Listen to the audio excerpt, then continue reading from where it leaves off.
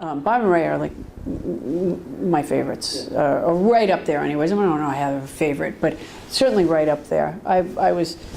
They just repackaged some of this stuff they did a long time ago, and I bought a CD of it around Christmas, and I was playing it for my kids one day, and I thought I was going to drive off the road. I was laughing so hard over the one where the guy collects the strange-shaped vegetables. Oh my heavens.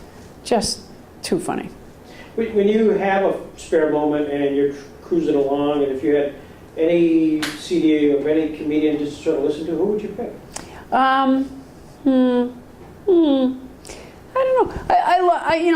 When I moved out of my parents' house, I stole their Bill Cosby albums, and then when my kids came along and got sort of old enough that they would understand the jokes, I came to a place in my life where I accepted that I might never get my turntable fixed. And so I went out. Well, we're really communicating, because I understand everything you're saying. Yeah. It's a difficult passage when you realize that. It's a hard thing to accept. There's a lot of, it was very spiritual. So I did get a couple of CDs of Bill Cosby, and I'll tell you, the stuff holds up so brilliantly well. And, I would say the same thing of him. I don't think there's anybody who's better. There may be some who are comparable, but I don't think it gets better than that, I think he was the first black man that I was really conscious of sort of knowing. You know what I mean? And so he really was an ambassador in a lot of ways. I mean, I was born in '59, so I think that the place that he holds, sort of in our culture, is really, really important, and in kind of in a really unconscious way. I mean, I didn't think about that until I was an adult, and then I went, oh wow, you know what, boy, that really made a big, made a big difference, I think, especially having, grown up during some of the more tumultuous times of racial argument. I've had I Love Lucy's on video, and then subsequently DVD, and so I would show. It wasn't like a holier than thou thing. We could watch on non-school nights. I would allow them to watch, DVDs or videos. So I turned my daughter Allie, in particular, onto the I Love Lucy's, and still now, if she were to pick, if it was her turn to pick, she would say, "Can we watch an I Love Lucy?" And we watch them over and over and over and over and over again, and they're never bad. They're always good. Even though I've seen them 100 times, it's great stuff. I don't watch a lot of stand-up anymore. A, because it's kind of a busman's holiday. B, I mean, I have this feeling all the time of, why didn't I think of that? And it's not, it just doesn't lift me up necessarily. I like to watch. I watch a lot of older stuff, I guess. Like my kids and I love Abbott and Costello. Just love them. I say naturally 100 times a day, because I can never even tell which guy it was. Was it Abbott or Costello? I don't know. One of them.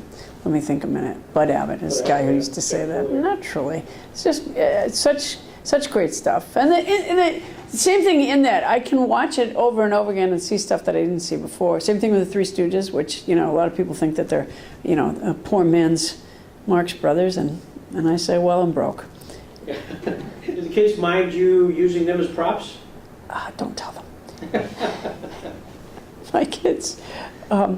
I don't know. I wrestle with that sometimes. Sometimes I think that. I don't know. One thing I've told them, and I've told them this because it's true, which is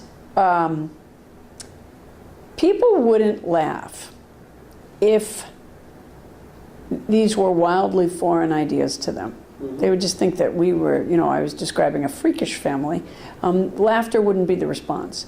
I think that, like even tonight, I did like a little meet and greet after the show, and a number of people came up to me and said, "Oh, my son is 23 and he has ADD," or, "Oh my gosh, our daughter who's 7 sounds just like your son." I think part of the reason that comedy is valuable is that shared experience thing that makes us feel less freakish, less alone. Right. It's really important. And so, I hope I'm not hanging my kids out to dry by sharing some of our personal life. But I really do think that we're not as unique as we might like to think that we are.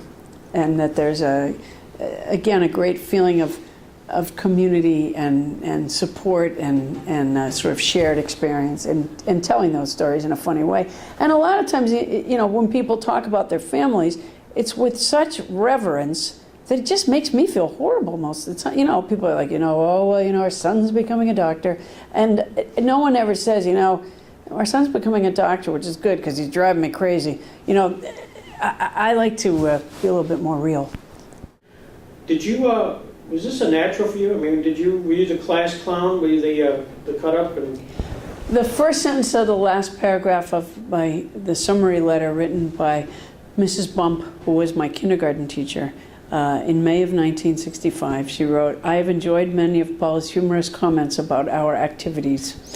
And I credit Mrs. Bump with kindly recognizing it was neat to have an adult like something that I did. And by the way, in the first grade, Miss Carter said that I was subject to emotional outbursts and that I needed tutored in handwriting. So it wasn't all easy. My genius wasn't always recognized, I feel. I like the sound of laughter. I like that response. And so I think to some degree I sort of naturally gravitated. Well, on the other hand, it was really a time and place thing in that I happened to live in Boston. Even though I'd always wanted to be a comic performer, and maybe I would have been a different kind had I not been in Boston when I was 19 years old and the sort of renaissance of stand-up comedy was taking place. Maybe I would have come into comedy in a different way and wouldn't have been a stand-up. I don't know. There's got to be nights when you just felt like you just bombed terribly. Many, sadly. Can you laugh about it now? Some. It's a pretty terrible feeling. I did do Farm Aid a number of years ago. 30,000 people at the Superdome in New Orleans, and I went on after Chris Christopherson and before Neil Young. And the crowd, it was a 6-hour show. People, were drinking from beer kegs for the whole 6 hours, and I went on towards the end. So it was a group that, were you to be a country western singer, you could easily do well to. Not so much as a comic. So I went on. It was just hideous. It was awful. It was horrible. People just shouting and yelling, and people yelling because Neil Young was coming on after me, and so people kept yelling, "Neil, Neil!" And I know that a lot of those people didn't like me and wanted Neil Young to come on, but I will tell you, at least half of them were so messed up that they believed I was Neil Young. Very hard to do. This is great. Hey, I've taken up a lot of your time tonight. This is great, Paul. Well, thank you very much. It was nice talking with you.